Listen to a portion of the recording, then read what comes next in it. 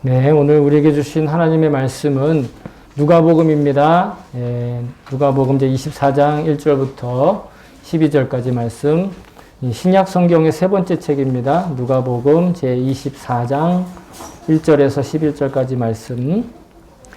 찾으신 분들은 자기 성경을 들고 자리에서 일어서 주시기 바랍니다.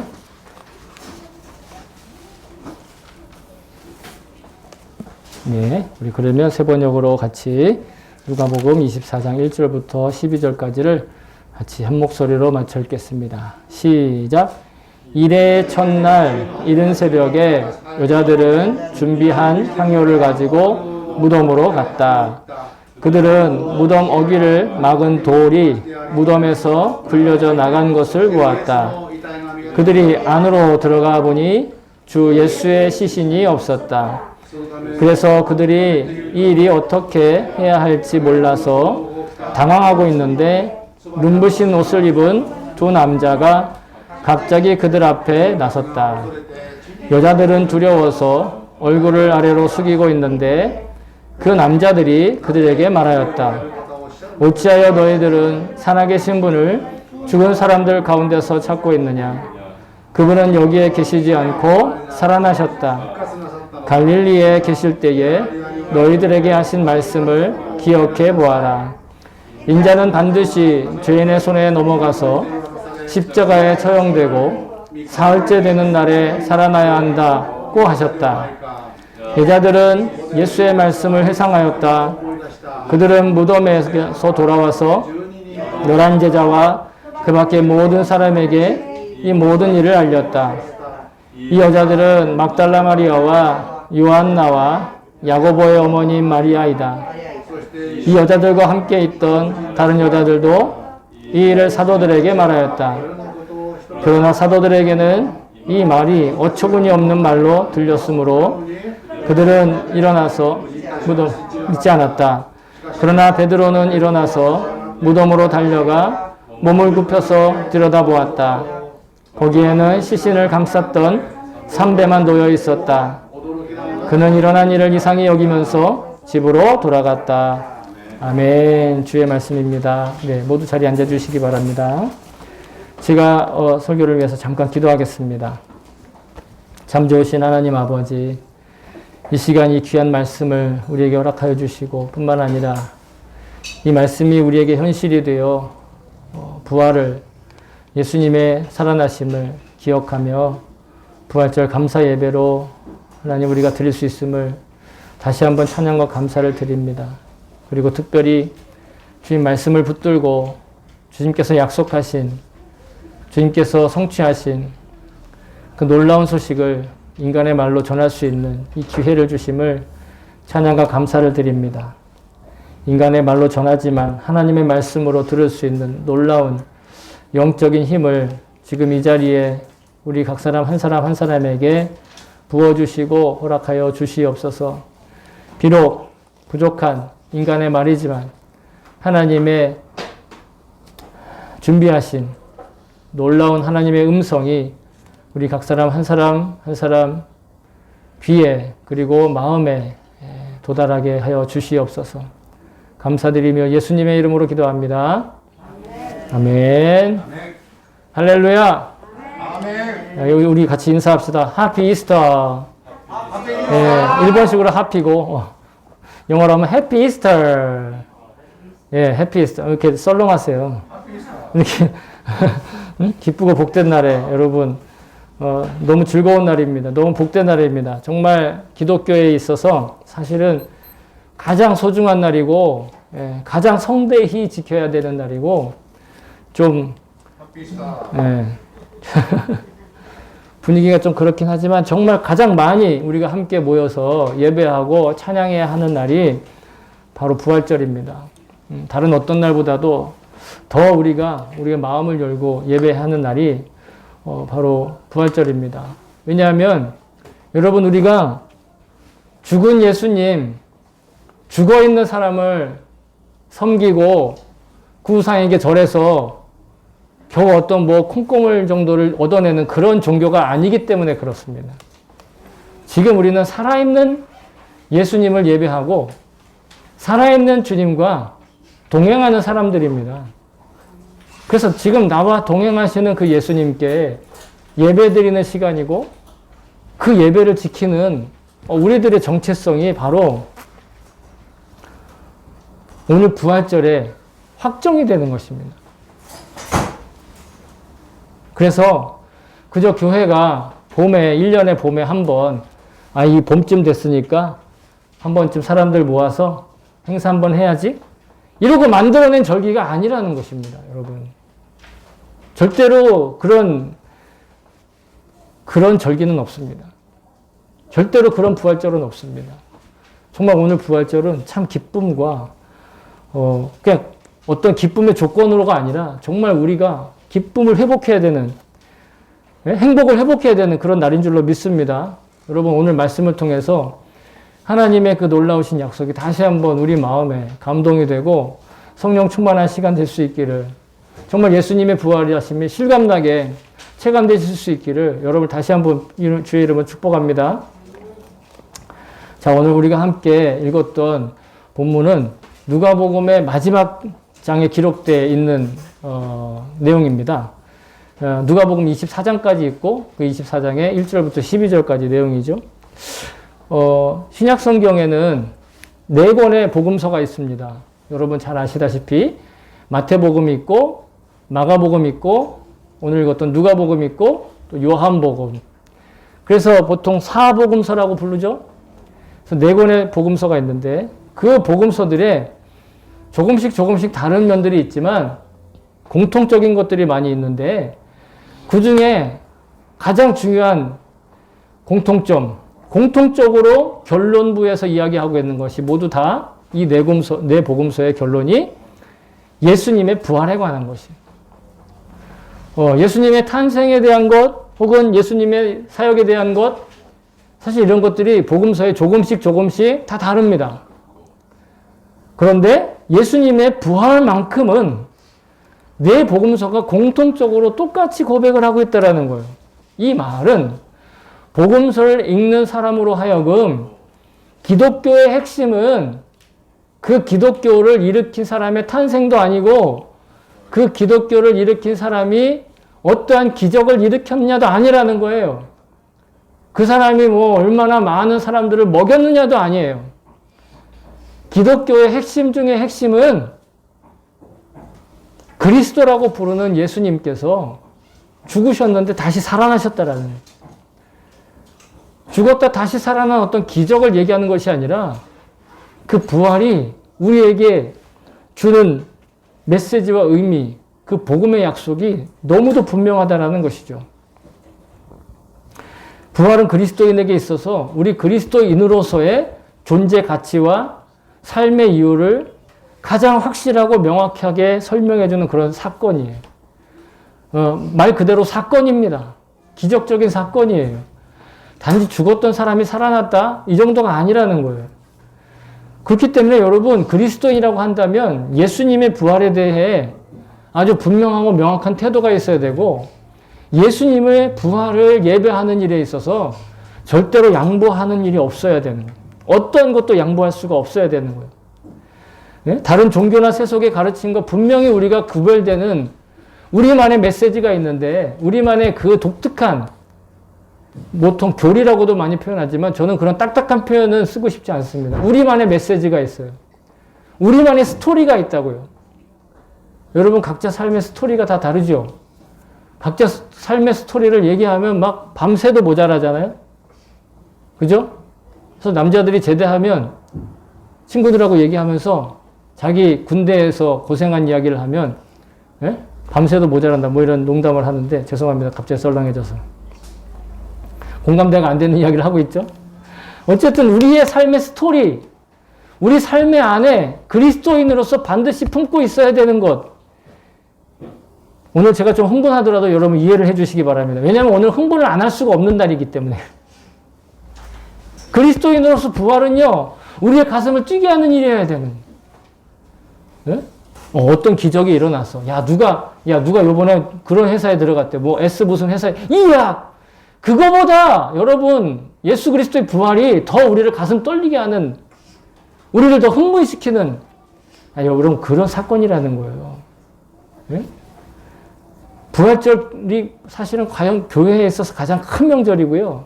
뭐 크리스마스다, 추수감사절이다, 성령 강림절이다 있지요. 다 중요한 날입니다. 다 소중한 날이고 우리가 다 잘 지켜야 되는 날인데, 그런데 다른 그런 절기보다 부활절을 더 우리가 중요하게 생각하는, 성경이 부활절을 더 중요하게 생각하는 두 가지 이유가 있는데, 첫 번째는 예수님의 부활이 우리 성도들의 이 땅에서 살아가는 고유한 정체성을 가장 확실하게 증언하고 있기 때문에, 예수 그리스도의 부활이 아니면 우리는 이 땅에 존재 가치가 없는 거예요. 사실은. 아무리 기적을 많이 체험하고 아무리 뭐 기도를 해가지고 산을 갖다가 옮기는 그런 응답을 받았어도 예수 그리스도의 부활이 아니면 우리는 존재 가치가 없다고. 우리는 살 의미가 없다라는 것이에요. 두 번째, 그렇기 때문에 그 부활로 살기 때문에 이 세상에서 예수 안 믿는 사람이나 예수 믿는 사람이 똑같이나 어떤 문제에 부딪히고 어떤 고난을 당하고 어떤 고생을 하고 뭐 말도 안 되는 그런 대우를 받아도 결코 낙심하거나 절망하거나 좌절하거나 삶을 포기하지 않는 이유, 그게 바로 예수 그리스도의 부활 때문에 그래요. 예수 그리스도께서 부활하셨기 때문에 우리가 그 어떠한 압박에도 박해에도 고난에도 고통에도 시련과 시험에도 결코 좌절할 수 없는 거예요. 좌절해서는 안 된다가 아니라 예수 그리스도의 부활이 분명하게 믿어지는 사람은 좌절하라고 해도 안 한다는 것이요. 그것이 우리의 능력이라는 거죠. 그 능력이 바로 오늘 부활의 확실한 증거가 나타난 날이는. 그래서 바울이 뭐라고 얘기를 하냐면 이렇게 얘기하고 있습니다. 부활이 아니면 우리 삶에 의미가 없다. 뭐라고 얘기하냐면, 만약 그리스도 안에서 우리가 바라는 것이, 그러니까 그리스도 안에서 우리가 바라는 것이 다만 이 세상의 삶뿐이면 모든 사람 가운데 우리가 더욱 불쌍한 자이다. 우리가 이 땅에서 바라는 비전, 꿈, 중요하지만 소중하지만 만약 그것이 우리를 살게 하는 정체성이라면 우리는 이 세상에서 가장 비참한 사람이라는 거예요. 그 이유에 대해서 14절과 17절에 연속으로 이야기를 하고 있는데, 죄송합니다. 통역하시는 분이 좀 힘차실 것 같아요. 고린도전서 15장 14절에 뭐라고 나와 있냐면, 그리스도께서 만일 다시 살아나지 못하시면, 즉 예수님의 부활이 없으면 우리가 전파하는 것도 헛거고 너희의 믿음도 헛거다. 즉 사도들이 전파하는 복음도 헛거고, 그리고 그 복음을 믿고 신앙생활을 하는 우리 모두가 다 헛되다라는 거예요. 아무 의미가 없다라는 것이죠. 두 번째, 그리스도께서 다시 사신 일이 없으면 너희의 믿음도 헛되지만 너희가 여전히 죄 가운데 있다. 즉 죄 문제 해결 못한다라는 거예요. 우리 존재 가치를 회복시킬 수 없다라는 거예요. 여전히 죄에 휘둘려 살고 죄가 죄인 걸 알지 못하고 그냥 살아가는 것. 그게 만약 예수 그리스도께서 부활하시지 않았다면, 그렇다면 여전히 우리는 죄의 문제 해결 못한다라는 거예요. 아무리 노력하고 뭐 돌을 닦고 막, 예? 열심히 막 노력하고 막 선을 막 베풀고 막 있는 것 내가 다 불살라서 사람들한테 막 다 베풀어도 소용없다라는 거예요. 예수께서 부활하시지 않았다면. 근데 우리가 굳이 그렇게 하지 않아도 예수 그리스도의 부활을 믿고 있는 한 우리의 삶 그 자체가 이미 소망 가운데 충만하다라는 거예요.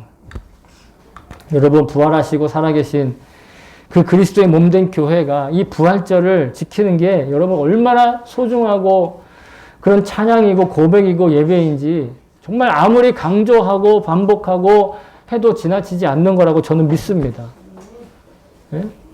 특히 사도적인 전통에 서 있는 그리스도의 신앙을 고백하는 교회, 소위 말해 정통교회라고 한다면 정통교회들이 지키는 이 주일, 우리는 부활주일 1년에 52주 중에 한 주인 부활절을 지키는 게 아니에요. 예수님께서 1년에 딱 하루 부활하셨는데 그 날을 기념하기 위해서 1년에 52번의 주일을 지키는 거예요. 그래서 한 주의 첫날을 구별해서 예수님께 예배드리는 것, 하나님께 예배드리는 의미에 대해서 제가 2주 전에 함께 설교를 통해서 나누었잖아요, 메시지를. 네, 잊어버리시고 궁금하신 분들은 유튜브 채널을 다시 검색하셔서 여러분 꼭 다시 한번 들어보시기 바랍니다. 우리가 왜 한 주의 첫날을 구별해서 예배를 드려야 되는가? 예수님이 부활 때문에 그러는 거예요. 우리의 신앙생활의 기준, 우리 신앙생활의 시작과 마지막, 여러분 이게 다 예수님의 부활인 줄로 믿습니다. 그래서 오늘은 이 예수님의 부활에 대해서, 이 예수님의 부활을 정말로 확실하게, 확고하게 믿기 위하여 다시 한번 이 집중해서 여러분과 나누고자 하는데, 첫 번째, 예수님이 부활한 게 나랑 무슨 의미가 있는가? 여러분, 오늘 본문의 3절을 한번 보세요. 성경책을 다 덮으셨겠지만 3절을 보시면 뭐라고 고백되어 있냐면, 여자들이 예수님의 시신에 향료를 바르기 위해서, 장례를 치러드리기 위해서, 예수님이 장례도 못 치르시고 그냥 죽으셨어요. 그 예수님 장례 못 치러가지고 사람들이, 예? 너무 안타까워서 향료를 발라드리려고 예수님 무덤을 찾아갔습니다. 그런데 이스라엘의 무덤은 이렇게 동굴을 파서 있잖아요. 거기에다가 시신을 뉘어놔요. 그러면 그 나라의 날씨 때문에 부패하고 썩어가지고 그게 이제 유골이 되면 그걸 수습해가지고 항아리에 넣어가지고 보관하는 게 그들의 장례 풍습이에요. 그래서 그것을 위해서 향료도 바르는 거거든요. 그래서 무덤을 찾아갔어요. 그런데 오늘 본문에 뭐라고요? 예수님의 시신이, 오늘 제목과도 같은데 예수님의 시신이 없었다라는 거예요. 비어 있었다라는 거예요. 예수님의 시신이 없고 그 무덤이 비어 있었다라는 거예요. 그때 그 무덤이 비인 채로 있었기 때문에 그 이후로도 교회는 아직까지 예수님의 죽음을 기억하거나 기념하기 위해서 따로 어떤 장소를 찾아가거나 뭐 성지순례를 해가지고 그 무덤을 찾지 않아요. 여러분, 지금도 이스라엘에 성지순례를 가도 예수님이 묻혔던 무덤을 찾아간 사람도 물론 있지만 그 무덤을 그렇게 사람들이 기념하지 않아요. 있었던 자리라고 추정되어 있는 곳을 그냥 말할 뿐이지. 왜? 예수님의 무덤은 그렇게 중요하지 않거든요. 물론 교회에서 부활절 직전에 우리가 지난 한 주간 동안 고난주간 지켰잖아요. 그리고 지난 주일은 고난주일로 지켰죠. 그러면서 제가 예수님의 죽음의 의미에 대해서 말씀드렸지만, 뭐 세상 사람들이 죽은 사람의 고인의 덕을 기리고 뭐 죽은 영웅을 막 이렇게 막 그 기일을 기억하면서 막 사람들이 추모하고 하듯이 그렇게 지키지 않는다라는 거예요. 그냥 그 예수 그리스도의 죽음의 영적인 의미에 대해서만 같이 나누죠. 그리고 성금요일에 금식하면서 그 죽음을 기억하긴 하지만 그 자체를 막 아쉬워하거나 막 그래서 예수님 무덤 찾아가서 뭐 절하거나, 예? 그런 행위를 하지 않는다라는 거예요. 왜냐하면 예수님 분명히 죽으셨지만, 그러나 그 무덤이 비어 있는 걸 예수님의 살아계신 증거로서 남겨놓았기 때문에. 예수님 분명히 죽으셨지만 예수님 분명히 살아나셨다라는 거예요. 오늘 우리가 죽어서 썩어 없어질 시신이 죽으신 시신이 다 그냥 뭐 며칠 만에 썩어서 사라져서 무덤이 빈 게 아니라 예수님이 살아나셔서 예수님 발로 그 무덤을 나가셨기 때문에 무덤이 비어 있는 거예요. 다시 말해, 죽은 자들의 장소인, 그 죽은 자들의 처소인 무덤에 예수님 더 이상 있어서는 안 됐기 때문에. 예수님은 죽은 자의 장소인 무덤에 합당하지 않은 분이시기 때문에 무덤이 비어 있었다라는 거예요. 그 빈 무덤이 예수님의 살아계심을 증언하고 있어요. 그러면서 본문의 5절에 보시면 천사가 여인들한테 이렇게 얘기를 하죠. 어찌하여 살아있는 자를 죽은 자 가운데서 찾느냐. 어찌하여 살아있는 그분을 지금 죽은 자들 가운데서 찾느냐. 뭐 예수님의 무덤이 그 안에 죽은 사람들이 있었다는 뜻이 아니라 그 무덤이라는 존재가, 그 무덤이라고 하는 장소가 죽은 자들의 처소라는 거예요. 예수님은 죽은 자들의 처소에 계시지 않고 산 사람들의 처소에 계신다라는 거예요. 산 사람들의 처소. 예? 예수님은 약속의 말씀을 따라서 십자가에 죽으시고 또한 살아나셔서 죽음과 멸망의 장소인 처소인 그 무덤에서 자기 발로 스스로 걸어서 나가셨다라는 거예요. 그러니 여인들은 원칙으로 따지면 그냥 상식적으로 가서 예수님 죽으셨으니까 향유를 발라드려야지 무덤을 찾아갔지만 실제로는 어떻게 되느냐? 죽은 자들의 장소를 찾아갈 것이 아니라 살아있는 자들의 장소를 찾아가요. 살아있는 자들의 마을로 내려가야 돼. 그게 그들이 예수님을 찾을 수 있는 방법이었어요. 무덤에는요, 예수님의 시신이 없었다라는 거예요. 예수님께서 무덤에 머물러 계시지 않았다라는 거예요. 이 말은 예수님은 이제 멸망과 죽음의 청소가 아니라 생명과 소망의 장소에 계신다라는 그런 뜻이죠. 생명과 소망의 장소에 걷고 계신다라는 거예요. 이걸 영적인 의미에서 다시 그런 관점에서 다시 우리를 바라보면 부활하셔서 살아계신 예수님과 함께 동행하는 거, 그게 진정한 우리의 생명과 소망이라는 거예요. 우리의 유일한 소망이고 우리의 유일한 생명이고 여러분 그 인생마저도 죽음의 장소에서 끝나지 않는다는 거예요. 여러분 우리는 무덤으로 우리 인생이 끝나지 않는다라는 거예요. 이런 말이 있죠. 요람에서 무덤까지. 들어보셨나요? 그 아기가 태어날 때부터 사람이 죽을 때까지 다 보장을 해준다. 네, 그런 뜻이에요. 저 북유럽의 복지국가들이 복지정책으로 말하는 것이 요람에서 무덤까지 나라의 복지정책이 책임준다라는 거예요. 그럼 무엇을 뜻하는 겁니까? 인간은 죽으면 마지막에 어디로 간다? 무덤으로 간다. 여러분도 무덤으로 가실 겁니까? 여러분, 우리와 함께 동행하시는 예수님이 계신 한 우리는 절대로 절망하지 않고 죽음도 없어요. 우리에겐 무덤이 마지막이 아니라는 거예요. 예수님과 동행하는 사람은 그 끝이 무덤이 아니라는 거예요. 와우! 여러분, 이게 얼마나 놀라운 소식이에요. 사람들은 다 죽고 나서 자기 무덤 준비하느라고 정신이 하나도 없어요.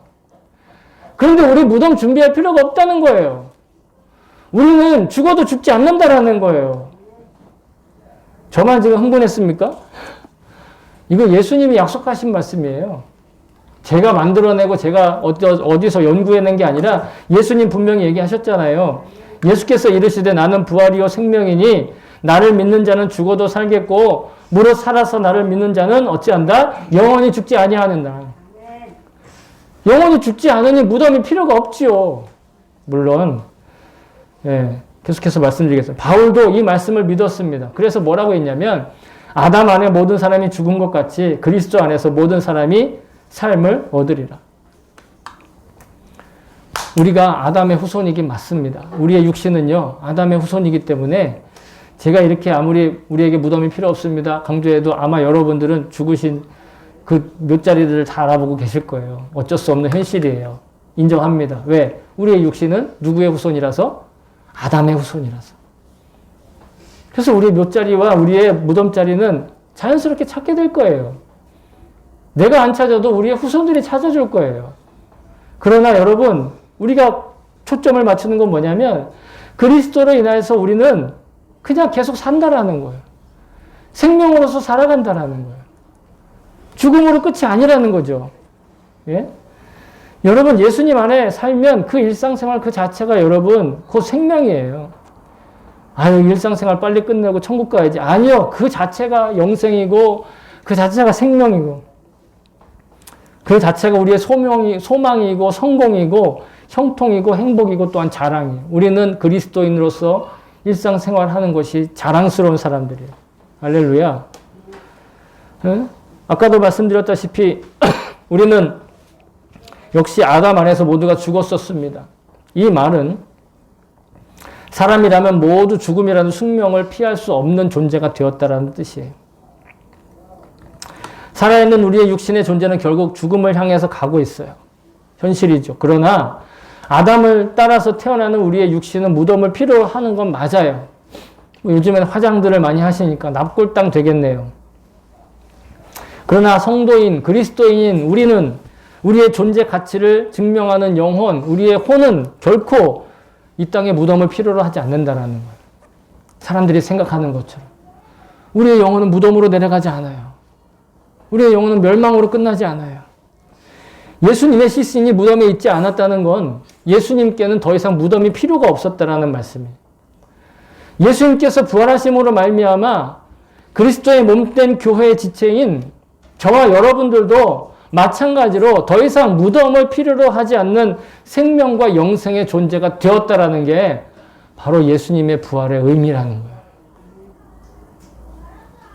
이거는 도무지 믿어지지 않지만 그냥 받아들여야 돼요.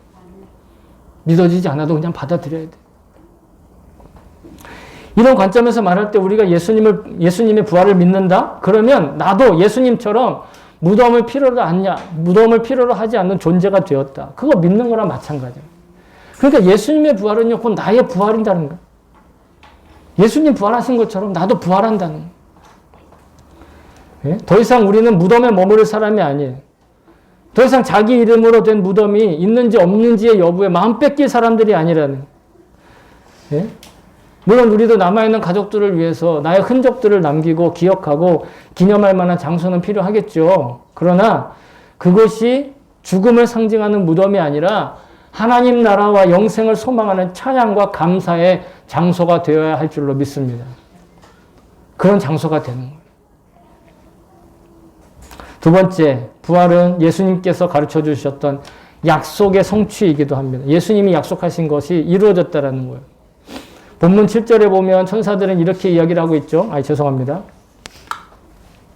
이러시기를 인자가 죄인의 손에 넘겨 7절에 보시면 십자가에 못 박히고 제3일에 다시 살아나야 하셨느니라. 예수님께서 수시로 제자들에게 자신의 죽음과 또 부활에 대해서 가르쳐 주시고 예언하셨어요.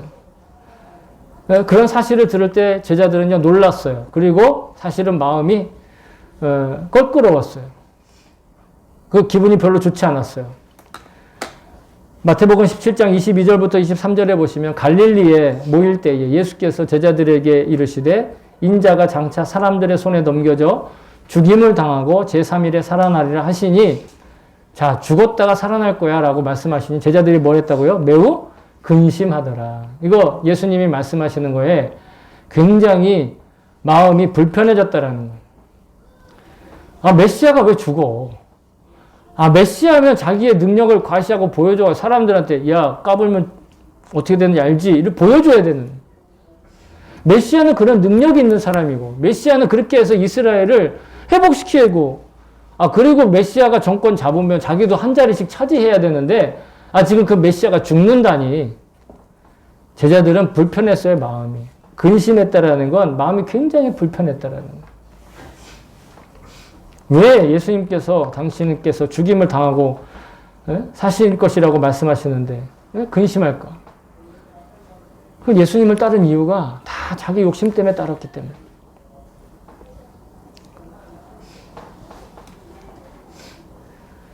예수님께서는 부활하시기 위해서는 반드시 죽음을 전제로 하셨어야 돼요. 죽지 않는 사람이 어떻게 부활할 수 있어요? 죽지 않았는데 부활한다라는 건 뭐 그냥 안 죽고 계속 산다라는 뜻이죠. 그래서 초기 기독교에 영지주의라고 하는 이단이 있었어요. 그노시스즘이라고 하는 이단이 있었는데 그 이단에서 그렇게 얘기하는 거예요. 예수님은 하나님의 아들이라 죽을 수가 없다. 그럼 예수님이 어떻게 무덤에 갔느냐? 기절한 거야. 예수님 기절하신 척한 거야. 예수님 죽으신 척한 거야. 이런 식으로 설명을 한 거예요. 초기 기독교 이단이. 예수님 죽지 않았다라는 거예요. 아니에요. 예수님 분명히 죽으셨어요. 그리고 분명히 살아나셨어요. 여러분, 죄송한 말씀이지만 우리도 반드시 죽어요. 우리 중에 안 죽는 사람 없어요. 그러나 죽어도 죽는 걸로 끝나지 않고 부활을 약속하셨다는 거예요. 그 모습을 예수님이 보여주셨다는 거예요. 근데 왜 이렇게 기독교는 이 부활에 집중을 하고 막 거의 집착하듯이 막 이렇게 제가 흥분해가지고 얘기를 하는 걸까요? 다른 주일보다 더 막. 예? 만약에 우리가 다른 종교들이나 가르침처럼 열심히 기도해, 열심히 봉사해, 그러면 네가 잘 먹고 잘 살게 해줄 거야. 교주와 교인들에게 막 교회들에게 이것도 하고 저것도 바쳐. 그러면 지금은 몰라도 내세에 훨씬 많은 걸 보상해 줄 거야. 막 이런 말 교회는 하지 않습니다. 그런 허황된 약속, 교회는 없습니다. 만약에 그런 이야기로 사람들을 마음을 빼앗고 있다면 그것은 교회가 아닙니다. 혹 교회의 모습을 하고 있더라도 그것은 이단이거나 교회라는 이름을 빙자한 신흥 종교 집단에 불과합니다. 물론 우리도 이 세상에서의 복과 이 세상에서의 형통과 이 세상에서 건강과 모든 것들의 풍요로움을 말씀하고 있습니다. 하나님 얼마든지 그것을 해결해 주실 수 있고 또한 천국과 지옥을 부정하는 교회도 없습니다. 그러나 교회가 내세에 집착하지 않고 지금 이 땅에서의 사람답고 아름답고 행복한 그리고 능력 있는 일상의 삶을 약속하고 말씀하시는 그 이유가 있는데 그것은 바로 하나님께서 우리를 회복하실 것을 약속하시고 그 약속의 성취가 바로 예수 그리스도의 부활로 인해서 시작됐기 때문에 뿐만이 아니라 복음을 믿는 교회는 예수님의 죽음과 부활 그리고 재림을 믿습니다. 재림. 예수님 다시 오신다라는 것. 그 예수님의 재림을 통하여 예수님의 죽음과 부활이 약속하셨던 것이 완성되는 거예요. 이 땅의 모든 인류의 죄를 속하시려면 예수님이 죽으셨어야 돼요. 왜? 죄의 결과는 사망이니까. 죄에 대해서 책임은 죽음으로써 져야 돼요. 그래서 하나님의 아들이신 예수님이 그 죄에 대한 책임으로써 대신 당신이 죽으신 거예요. 그래서 예수님은 이 세상의 모든 죄를 대속하셨습니다. 대신 속죄하셨어요. 그런데 그럼에도 불구하고 여전히 죄는 남아 있습니다. 그리고 우리의 죄의 결과도 변하지 않았어요. 그렇지만 그 죄로 인한 사망은 최종적으로 심판을 받고 곧 멸망을 하게 된다라는 거. 지금은 아직 죄에 대한 사망의 결과가 해결되지 않았지만 반드시 예수님 재림으로 인해서 해결된다라는 거예요. 고린도전서 15장 19절에 아까 바울이 말한 그 부활에 대해서 이야기할 때 이렇게 이야기를 합니다. 맨 나중에 멸망받을 원수는 사망이니라. 우리의 원수 중에 원수는 우리를 죽이는 사망이라는 거예요. 사탄 마귀가 사망의 권세를 가지고 우리를 위협한다라는 거예요. 그래서 우리도 누군가를 위협할 때 이렇게 얘기하잖아요. 너 죽어. 너 그래서 목사들 말보다 의사들 말이 더 권위 있잖아요. 목사들은 죽는다는 얘기 안 하잖아요. 이렇게 하면은, 복 받습니다. 이렇게만 얘기하지. 근데 의사들은 뭐라고 합니까? 당신 이렇게 하다가 죽어. 이러면 의사가 말 한마디 하면 막 생활 습관도 고치고 예? 모든 걸 다 고치잖아요. 목사가 아무리 이렇게 해야 복을 받고 저렇게 해야 복을 받는다 얘기해도 안 고쳐요. 그때 의사가 당신 그렇게 하면 죽습니다. 바로 고치더라고. 사망의 권세가 그 정도로 세다는 거예요. 죽음에 대한 위협이 그 정도로 무섭다는 거예요. 그런데 여러분, 그 죽음에 대한 위협, 그 죽음에 대한 절망, 그 죽음에 대한 권세를 누가 이기셨다고요? 예수님이 부활하심으로써 이기셨다라는 거예요. 그러니까 우리는 죽음에 대한 현실을 받아들이되 죽음이 두렵진 않다라는 거죠. 죽어서 그럼 어쩌라고. 우리는 죽어도 죽지 않아요. 그래서 당당하게 살아갈 수 있는 거예요. 예? 예수님께서 부활하셨기 때문에 이 땅의 죄와 사망도 결국은 다 멸망당하는 거예요. 최후 심판 때에. 그리스도인들은요, 최후 심판을 두려워하는 사람들이 아니에요. 그리스도인들은 예수님 재림하셔서 이 세상 다 멸망하고 불타고 이런 얘기를 들어도 눈 하나 깜짝하지 않고 그게 되기를 빨리 원한다는 그런 사람들이에요, 우리는. 왜? 예수님 부활하셨으니까. 그 부활로 우리의 생명으로 살고 있으니까. 예수님 부활의 빈 무덤은요, 죽음을 이기신 뚜렷하고 또렷한 증거입니다. 무덤이 비었다라는 건 예수님이 그 죽음을 이기셨다라는 거예요. 그래서 우리도 마찬가지로 죽음을 두려워하지 않는 사람들이 되는 거예요. 그렇다고 해서 의사가 당신 이렇게 하다 죽습니다. 그런데 끝까지 자기 생활 습관을 고치지 않으면 그건 아니에요. 의사 말도 들어야 됩니다. 그러나 목사가 이야기하는 성경의 약속도 여러분 꼭 기억하시기 바랍니다. 여러분, 우리는 예수님께서 이제 재림하시면 이 모든 심판의 절차가 다 완료되는 거예요. 지금은 그 절차 과정 중이에요. 그 약속돼 있어요. 다 끝날 거예요.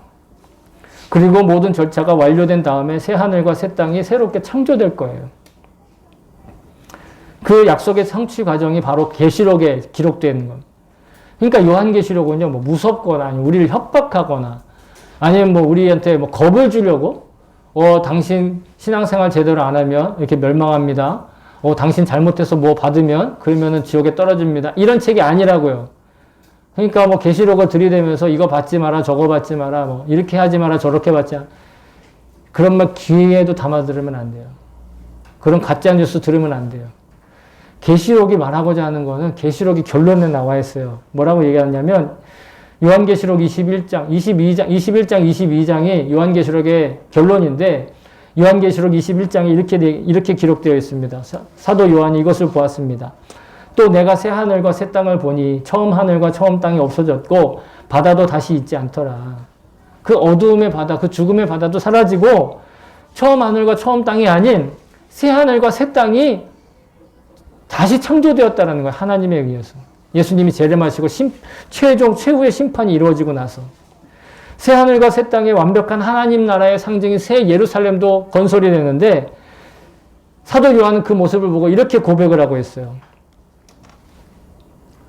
죄송합니다. 못 보셨군요. 자, 계시록 21장 3절 4절에 보면 하나님의 장막이 사람들과 함께 있음에 하나님이 그들과 함께 계시리니 그들은 하나님의 백성이 되고 하나님은 친히 그들과 함께 계셔서 모든 눈물을 그 눈에서 닦아주시니 다시는 사망이 없고 애통하는 것이나 곡하는 것이나 아픈 것이 다시 있지 아니하리니 처음 것들이 다 지나갔음이로라.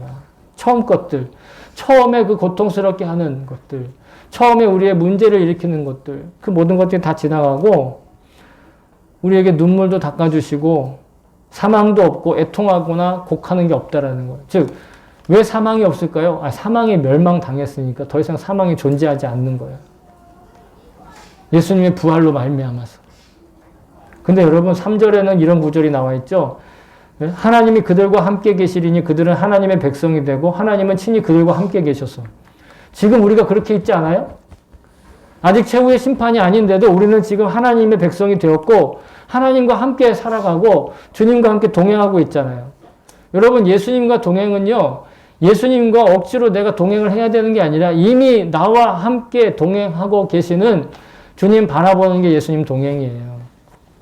예수님은 이미 나의 어떤 의사를 묻지 않으시고 나와 동행하고 계신다니까요. 여러분 내가 예수님한테 이제부터는 나 동행해도 돼요. 동행하면 안 돼요. 이렇게 할 권리가 없어요. 그냥 일방적으로 예수님은 우리한테 그냥 동행하고 계시는 거예요. 하나님이 나한테 물어보고 내가 너한테 은혜를 좀 베풀어도 되겠니? 내가 네 삶에 이렇게 좀 채워줘도 되겠니? 하고 그렇게 베푸시는 게 아니라 이미 채워놓고 계신다니까요. 널 가는 곳곳마다 은혜예요, 사실은 우리가. 그렇게 살고 있어요. 그런데 그게 완성될 날이 온다라는 거예요. 때때로 그게 느껴지지 않고 때때로 그게 믿어지지 않지만 분명히 우리 눈에 현실이 될 그 날이 올 텐데 그 날이 바로 예수님의 재림의 날이고 최후 심판의 날이라는 거예요. 그러니까 우리는 최후 심판을 두려워하고 무서워하고 내가 지옥에 떨어지면 어떡하나 아니면 내가 이렇게 멸망당하면 어떡하나 그렇게 두려워할 존재가 아니라고요. 왜? 예수님께서 부활하셨기 때문에. 우리가 이 세상 최후 심판이 아닌 지금에도 우리는 주님과 함께 동행하고 있어요. 하나님의 임재 가운데 사실은 살고 있는 거예요. 그것을 우리가 인정하고 믿고 수용하고 그대로 살아가느냐 그렇지 않느냐의 차이만 있을 뿐이에요. 예수님께서 우리의 인류의 죄를 대한 책임을 지시고 속죄하시고 죽으셨어요. 그리고 그 죽음의 상태에서 부활하셨어요. 그리고 죄와 사망이 완전히 멸망당했고 심판받았어요. 우리가 심판받는 게 아니고 우리를 죽이고 우리를 유혹하는 그 죄와 사망이 심판받았다고요. 그리고 재림하시는 예수님께서 이 복음을 믿고 끝까지 자신의 태도를 지킨 포기하지 않은 이들에게 새 예루살렘의 삶을 확증해 주신다라는 거예요. 여러분 주님의 부활을 믿는다는 게 단순히 어떤 기독교라는 종교에 속한 교리를 잘 믿거나 아니면 기독교의 신은 죽은 사람도 살려낸다네? 이런 능력이 있다고 막 자랑하려고 그런 애들이 산타크로스를 믿듯이 꾸며낸 그런 이야기처럼 어린아이들이 그런 단순하게 믿는 그런 일이 아닙니다. 예수님 부활을 믿는 건 살아계신 예수님과 동행하는 나의 존재가 무덤에서 썩어 없어지면 끝날 존재가 아니다. 나에게 더 이상 무덤이 필요 없는 존재가 되었다. 그걸 믿는 겁니다. 그러므로 예수님의 부활을 믿는 사람은 이 땅에서 헛된 욕심이나 탐욕이나 그런 것들에 얽매여서 염려, 걱정으로 살지 않아요. 이 세상의 욕심과 탐욕이 나를 걱정하게 하고 나를 염려하게 하는 거예요. 오직 지금도 우리가 누리고 있고 나와 동행하시는 하나님의 생명력으로 영생의 삶을 아주 흔쾌하게 누리며 소망 가운데 살아가는 것, 여러분 그것이 진정한 그리스도인의 삶인 것을 믿습니다. 하나님 나라에 대한 소망이 충만해지는 것, 하나님 나라에 대한 소망이 내 마음에 가득해지는 것, 여러분 그게 성령 충만이에요. 성령 충만이라 가지고 막 반드시 막 몸을 떨어야 하고 입에서 방언이 나오고 찬양이 나와야만 성령 충만한 게 아니라 하나님 나라에 대한 소망이 그냥 내 마음에 가득 차면 그게 성령 충만이에요. 그러면 당연히 찬양 나오죠. 당연히 예배가 기쁘고 당연히 하나님 말씀을 듣고 기도하는 것이 얼마나 기쁘고 소중한 일이 됩니까? 그래서 성령 충만한 삶의 열매가 나타나는 것이지 그 열매 자체가 성령 충만은 아니에요. 그 현상을 보고서 막 저 사람은 믿음이 좋네, 저 사람 믿음이 안 좋네 판단할 수 없어요. 우리 안에 하나님 나라에 대한 소망이 채워지면 그게 곧 성령 충만이에요. 그래서 우리가 이 부활절을 지키는 겁니다. 이 부활절을 그래서 아주 흥분 상태, 흥분 상태라는 표현이 좀 그렇지만 정말 감격스러운 마음으로 부활을 지키는 거예요. 오늘도 우리는 이 예배 후에 이 앞에 이렇게 포장해 놓은 달걀 모양의 캡슐에 포장한 전도용품을 들고 나가서 주님의 부활을 전하고 또 복음의 메시지를 전하게 될 것입니다. 올해는 좀 특별하게 여러분이 달걀 모양의 캡슐 안에 계란이 들지 않고 삶은 계란이 들지 않고 초콜릿과 캐러멜과 사탕이 들었습니다. 아마이모노가 들었습니다. 그러니까 이걸 가지고 전도하실 때 복음과 함께 아마이모노를 전하시기를 부탁드리겠습니다. 우리 교회를 전하는 게 아니에요. 우리 교회를 선전하자는 게 아니에요. 아니면 우리 종교가 더 특별하다 이걸 자랑하려고 그걸 어떻게 좀 어필해 보려고 이렇게 하는 게 아니에요. 분명하고도 확실한 하나님의 약속인 생명, 영생, 천국에 대한 그 약속 그것을 전하는 거예요. 선물하는 거예요. 여러분 진짜 다시 한번 감격스럽게 여러분께 말씀드리자면 부활하신 예수님과 친밀하게 이 동행하는 풍요롭고 행복하며 분명하고 명확한 일상생활 여러분 진짜 그렇게 사시기를 소망합니다. 사랑하는 성도 여러분, 예수님께서 부활하셔서 그 시신을 누였던 장소엔 죽음의 몸을 싸맸던 삼배만이 놓여 있었습니다. 주님께서는 약속하신 말씀대로 모든 죄를 대속하시기 위해서 죽으셨습니다. 그리고 죽음과 멸망의 권세를 이기시고 부활하셨습니다. 이제 곧 다시 재림하셔서 모든 구속의 역사를 완성하실 것을 또한 약속하셨습니다. 여러분 우리는 부활절을 지키며 우리도 이미 멸망과 무덤이 필요 없는 그런 존재가 되었음을 여러분 기억할 수 있기를 정말 소망합니다. 또한 부활하셔서 생생하게 살아계신 주님께서 오늘도 우리와 동행하시고 우리의 모든 시간과 장소에 지금 나와 함께 동참하고 계심을, 나와 함께 계심을 여러분 잊지 않으시기를 정말로 바랍니다. 부활하신 참 생명과 영생의 주님이 저와 여러분에게 주시는 정말 말로 다 표현할 수 없는 그 행복과 기쁨을 온전하게 누리실 수 있기를 다시 한번 마음을 다해 주의 이름으로 여러분을 축복합니다. 아멘.